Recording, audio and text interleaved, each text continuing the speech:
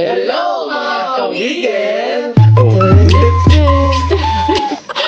So yun, yun na po ang ating bagong tawagan. So, dating nga muna natin ito nakakaharang eh. Itong Yan. Welcome po sa aming channel! Sino si Richard? Bago tayo mag-umpisa, ako nga po pala si Teresa. Ako po si Richard. Ako si Rishan. At ako po si Rinsei. Yan. Yan, o sige. Ano ang ating menu for today? Yan. Yan. Meron po tayo ritong McDo. Ano ba itong McDo na to? Tawag dito. BFF BFF. Ibig sabihin, bundle for 4. pang barkada pala to, BFF. No? Tapos Big Mac. Big Mac. Magkano ba presyo? Ano to? Lahat po yan. Hindi, yung BFF magkano? Hindi wala Basta yung listahan. 100, 370 po lahat yan. Bago po tayo magsimula, let's pray muna tayo. Ama, maraming salamat po sa pagka pinagkaloob niyo po ngayong araw na ito at maraming salamat po sa biyaya po binibigay niyo sa amin sa araw-araw. Sana po mga viewers po namin patuloy na may makain po sa araw-araw, ganyan po ang kanilang pamilya. Mga OFW po at ang pamilya po nila sa Pilipinas, sana po may makain po sila sa araw-araw. Gayon din po, sana po yung pong mga may salita, gumaling na po. Maraming salamat po. Ito po sa dalangin ko sa inyo po itong anak, source na ang tapagligtas. Amen. Ayun. Yun. Ayun. Let's fight! Oh, let's fight. Let's fight. Kita. Yes. Yan. Ito na lang muna sa King. Sige, unang subo. Sige. Ito sa'yo, Richard. Rinsei. Yan. Unang subo pa ito, McDonald's tayo.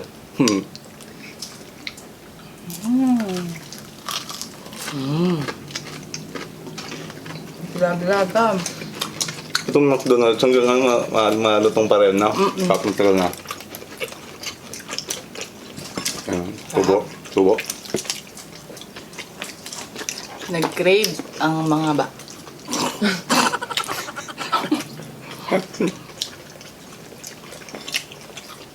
Sige lang. Tatay. Ano ba?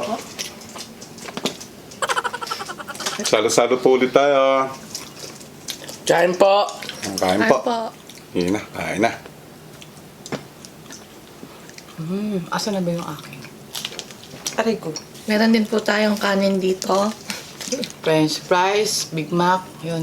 Kunin na natin yung mga ating pagkain. Yan. Ay, sorry Ay, po. kalabaw. Okay, kain na. Kain po. Mga nagkasalo po dyan, ha? Bagay pala, may plato tayo rin malaki para maisali na natin itong french fries, eh, no? Kaya na, kain lang ka. Yung ano, Kain Oh, may Yan ang hirap eh. Pag nandito nakapesto nga pala sa narisyan. yan. Sa'yo na yan, nak. Ay, yan. Hindi nila kaya yung ano eh. Yan, sorry, kahit lang. Kakain po tayo, ha? Yan. Kain ka na. Thank you na, thank you, tay. Kain niyo po. Kain po. Hindi talagyan na nila. Gravy.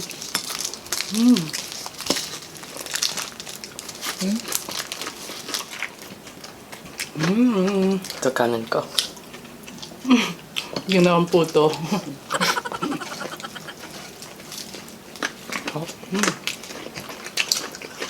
Kain ka.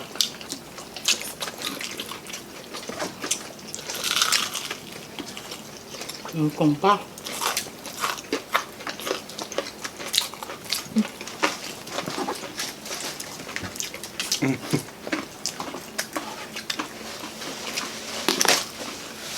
Sarap, bunso. Hop.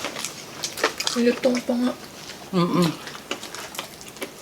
May anghang yung gravy po. Konta.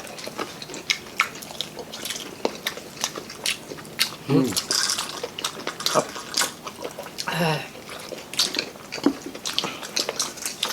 Sige, entertainin naman sila. Kakain naman ako. Hello po mga kawigil. Kain po tayo mga kawigil. Ito po, masarap. Sarap. Burger masarap. Mga pala, burger. Yup. Shut up, burger. Ay, uy! Sobrang bigat ng french fries. Yun lang kaya. Yan. Sobrang dami. Lahat pa ng french fries na ganito. Ito na naman ang aking ketchup po. So, ito nga po ang aking burger.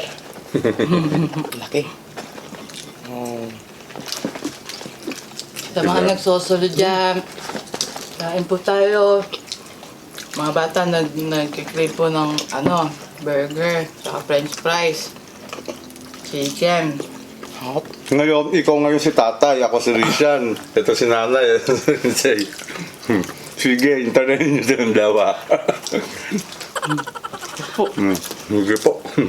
Kasi, entertain mo sila. Di ba po? Ako doon ko yan. Sige. Sam. Sarap po. Sarap po. Talaga. Ito na Hindi. Baso. Ito. May cook rin kung kasama siya. Ay, cook. Ayaw nga, cook. Itong ano. Ganito po kalaki ang Big Mac nila. Dami. Ayan, nangiyaw na si Takaw. Mamaya, Takaw, mamaya. Si Bulag. Si Bulag, ito yung isa sa napulot namin. Sinasave namin. Tapos pag malaki na siya, pwede na siya siguro. Si Bulag, kaya no? Mana? Nakakawala na po sila sa box. Kaya kahit ano gawin namin Bulag ho to, itong isang to. Bulag ho siya. parang mata niya yung sa baba tingin niya. Shadow niya po pinaglalaruan niya. Hindi. Ngayon na. Pakain muna, mga nanay at tatay. Pinakain na ho namin dyan eh. Pagkatapo kami, parang ito gusto na naman kumain. Hindi pa kayo pwede nito. Milk pa lang kayo, milk. Milk. Milk. Ito po yung ating double mac. Ano? Big Mac. Big Mac. Dalawa yung ano niya, no? Dalawa Burger. yung layer ng ano po, burger. tapos, ano yung nasa, ano ba nito, gitna? Tinapay. Tinapay rin pala. Yan, kain po tayo ha. Ito po, sausa sa gravy. Masarap po. Sarap nga. Ang bilis maubos na rin siya. Hindi kami mabilis, sobrang bagay nila. One bite pa lang sa'yo. Ay, Rizal, mauubos na. Nangangalahati na.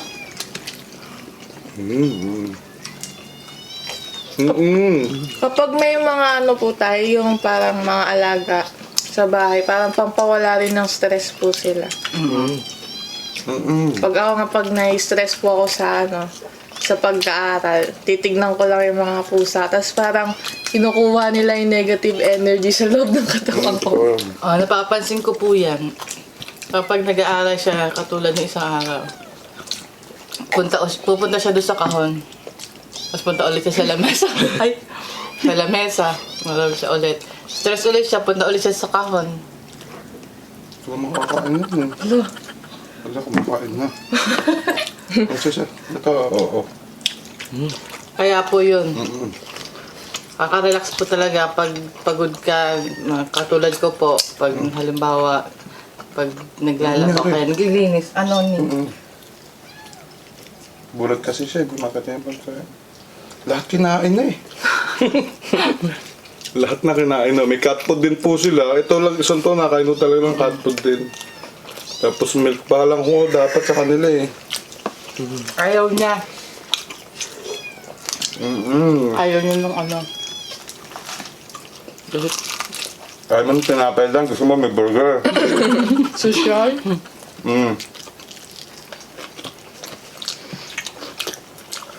Pagkakaalala ko yung puti namin pusa po, kumakain ng spaghetti. Hindi, Pasta. kumakain talaga sila. Yung pasta, di ba? Gusto niya may sauce Ay, pa ano po. ba yun? Kumuha. Sorry na. Hindi po. Kinuha ko lang siya. Kaya nga, sinagatan ko ito pa rin sa akin.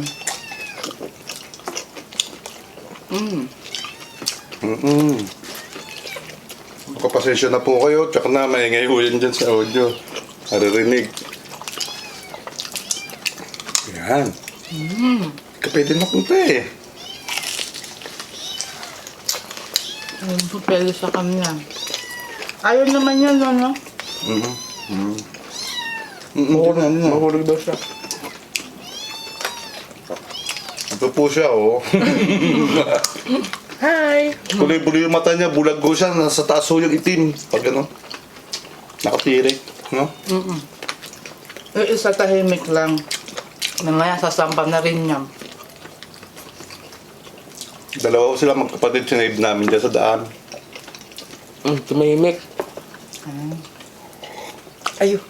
Lagi. Gusto niya daw kasi makita sa camera eh. Yun lang pala yun.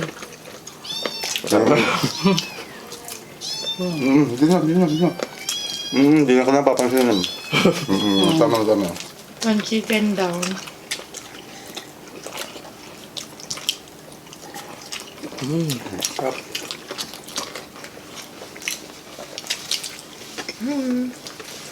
Ito yung mga number one fast food sa atin talaga, no? Sa Pilipinas. Jollibee, McDo.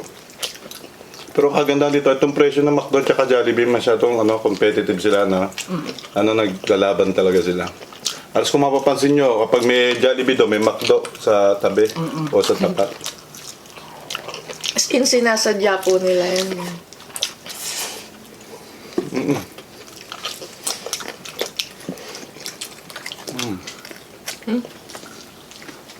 Pwede naglalaglagan. Siguro parang nangyari niyan, siyempre negosyo yan eh, talaga. Yung Jollibee siguro, nagpwesto sa lugar na yon, tinapatan ng McDo. Diyak naman nauna dyan eh. Tapos, Ay, nag-ship pa si Muna. na. Tapos yung McDo naman, nung tayo, tinapatan din ng Jollibee. Di ganyan na sila. Ano sila. Pero maganda sa ano yan ha. Kung tutusin, maganda sa atin ho. Sa ating mga, yung bumibili. Ano ba tawag doon? Sa ating mga consumer. Kasi, kapag wala akong competition ng mga fast food na yan, tsaka na, kung isa lang ho ang naging fast food dito sa Pilipinas, tsaka na mas mataas ang presyo. Di katulad ng, meron silang katunggali, nagkaano-ano sa presyo yan eh. Medyo naaawat pa yung pagtaas. Kaya mas swerte pa rin tayo, marami din fast food doon sa atin. Kung isa lang, nako, nalitikan na. Ito po, gravy number 2. Happen. Uy. Ito oh. Nakasilip lang. May amol. Ano yung amol niya? Yung isa, Kambal sila eh, kambal. yung isa naman ang yaw.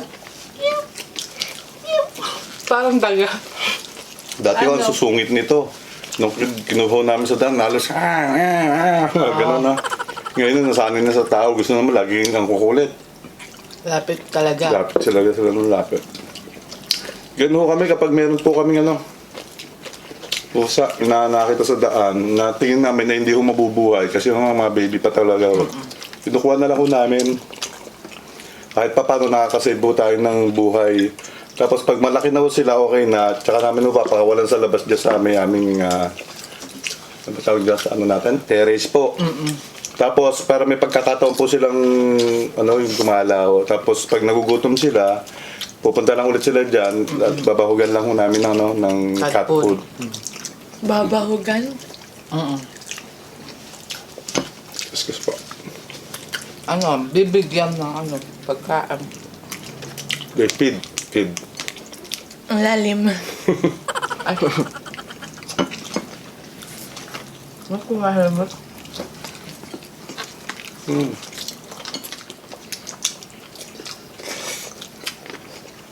Hop.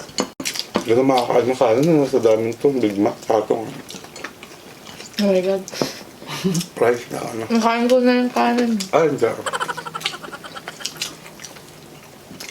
Ang Ano yun, tatay, saan mo po natutunan yung mga malalalim na salita? I mean, yung parang, kasi parang hasang-hasa kayo sa Kasi katulad namin ni Rishan, parang di namin alam yung gano'n. Hindi. Ang problema kasi ng Naksay, nandun din expose nga sa labas. Kaya gano'n. Kasi kung na-expose ang mga bata din sa labas, yung mga salita na iba, na-adapt nyo yan. Kaya sa atin dito, siyempre, kung ano yung natutunan nyo sa school, dito sa bahay, yun lang. Kami sina-ato doon, di ba, sinatropang, lapam, no, o lahat ng mga baby, kasi baby o tama kung magsalita, alam na rin yung mga bagay na. May ano pa yon. Dang sarap eh. Ganon si Baby Juan. Kasi yun yung naririnig niya doon sa labas, yung mga salita. Na matatanda, no?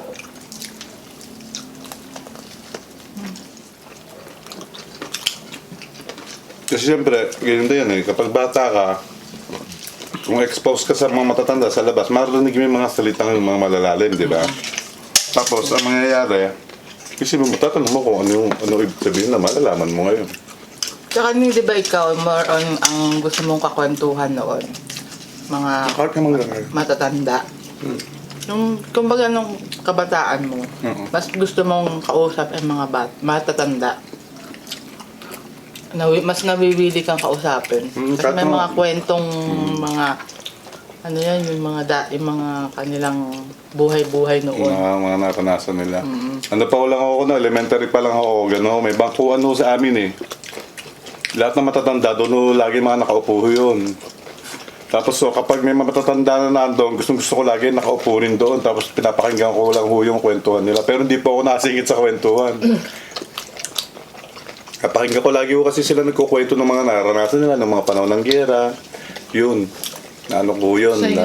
Kaya gusto ko siyang gusto ko siyang marinig. Hanggang sa naging teenager na ako, nakakalungkot mang isipin. Siyempre, mas tumatanda na rin yung matatanda, unti-unti yung nawawala. Nagkakaroon na rin ako ng kwento kung bakit nawala yung dating matanda. So, yun, naririnig ko yung mga kwentong yun.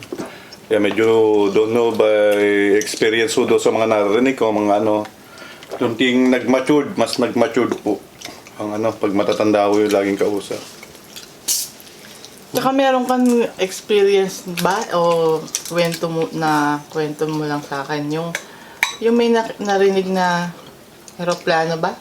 Oo, warshock yun eh. Pag nakakarinig ng eroplano po, nadaib sa ilog. Nadaib sila, nagko-cover siya.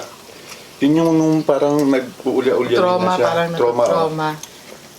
Yun eh, flashback.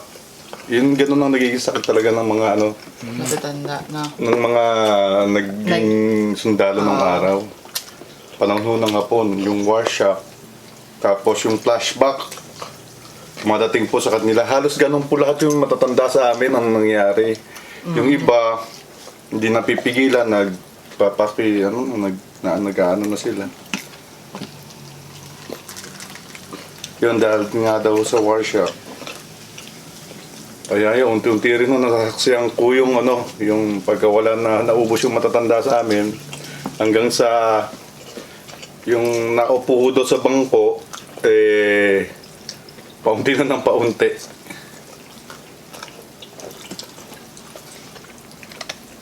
Ano napansin mo ba? Ako na lang nakaupo dito. Ibang mga naupo. Iba na. Kaya hindi yung, ako kasi ayoko na may nawawala. Ngayon ang problema ko sa akin, yun nga. Kaya kapag gano'n na nangyayari, doon sa place na yun, halos ayoko na akong bumalik. Ayoko makita kasi nga gusto ko manatili yung alaala na maganda doon sa lugar na yun. Tama. Ang sarap pala ng mga Yun, sa sarili ko lang ho yun, sarili ko lang. karanasan.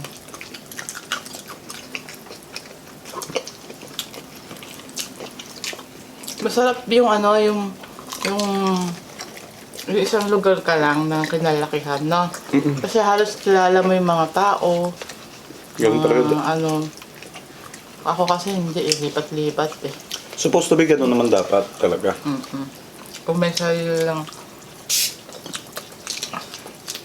Hindi, nakakapagtaka eh. Ganun naman talaga dapat. Kung tutusin, dito sa Pilipinas, lahat ng tao dapat may sariling bahay, sariling lupa. So, nakatira tayo sa Pilipinas, lagi may sariling lupa tayo. Kasi tayo nga, dito nga tayo nakatira. Nakakalungkot isipin yung ibang mga kababayan natin, bakit walang sariling lupa rito? Kasi po ako, hindi ko po naranasan yung may kababata na yung hanggang sa paglaki magkakasama, wala pong ganun. Sila po, pag nagkukwento, amazed na amazed po ako sa mga kwento nila. Kasi yung mga tulad ng matatanda, nakasama nila, nakikipaglaro sa kanila pag maliwanag ang buwan, kasama po nila naglalaro. Yung mga ganun, simula pati yung mga bata, halos magkakasama. Ang sarap, yung pakinggan yung mga kwentong gano'n. Traveler po kasi sila eh. Traveler po siya. Time traveler. Ay, sorry. Pero yung kabata ko naman, marami rin naman akong larong mga text, jolid, mga ganyan. Pero yung sabihin, kinalakahan ko sila, yung mga kalaro kong yun, hindi na po. Yun nga yung sinasabi ko, wala kasi yun nga iba. Walang sariling lupa't bahay dito sa mismo sa sariling bayan. So, ang nangyayari siyempre, kung nasaan yung trabaho, doon lilipat siyempre. Kasi doon yung source of income mo, doon kayo maninirahan ngayon. Kung pag doon na naman ang source of income sa kabila, doon lipat na naman. Hindi katulad nung doon ka talaga nakatira, ang source of income mo, siyempre doon ka lang hahanap. At doon yung bahay mo. Sabihin, pera rin talaga yung Nakita ko rason. na. Ay, okay. Aminin at natin hindi, ang pera ay pangalawa sa mundo. Siyempre, una pa rin talaga yung pag-ibig dyan. Huwag mong laging kakalimutan. Ang pera, laging pangalawa lang. Pero talagang kailangan lagi yan. Yun ang realidad. Yun ang realidad na kailangan ng tao ng pera. Kasi kapag hindi walang pera ang tao, talagang mahirap.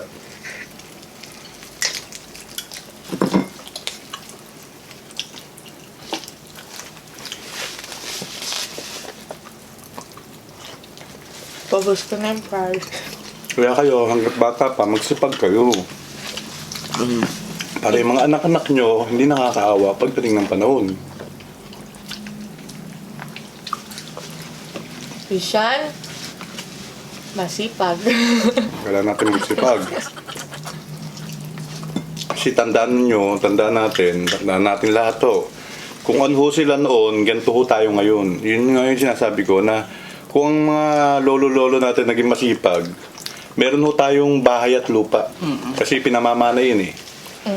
Mana-mana yun. Nga kung masipag ang lolo at lola mo noong araw, let's na marami kayong lupa, marami kayong may bahay kayo. Yun ang totoo noon. Ako, nakausap ako, sabi, ang rason niya kaya siya Excuse po. ang rason niya po kung bakit siya nag-aaral ng mabuti, hindi lang yung pansarili, kundi yung para daw sa future generation pa raw niya. Ganun. Katulad nung sinabi mo po. Yun naman talaga dapat. Kasi yung iba, iniisip yung ngayon lang. Hindi pwedeng ngayon lang ang isipin mo. Pag inisip mo ngayon lang, baka tamarin ka. Saka yung bukas na lang. Tsaka ang bagay, lagi mo iisipin yung future ng magiging anak mo, future ng magiging na ganun dapat.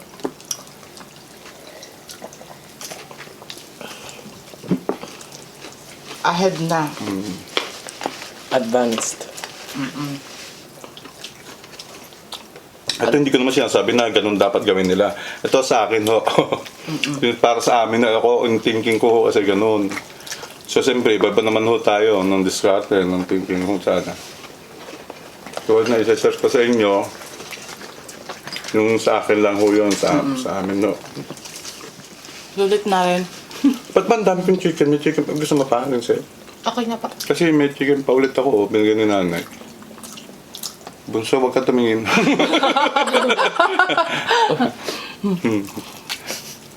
Hop.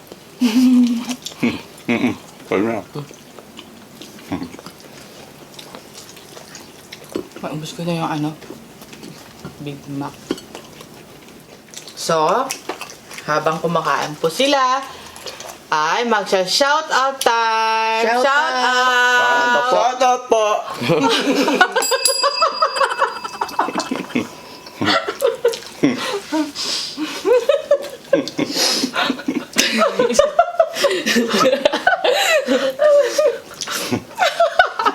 Ay, shout out.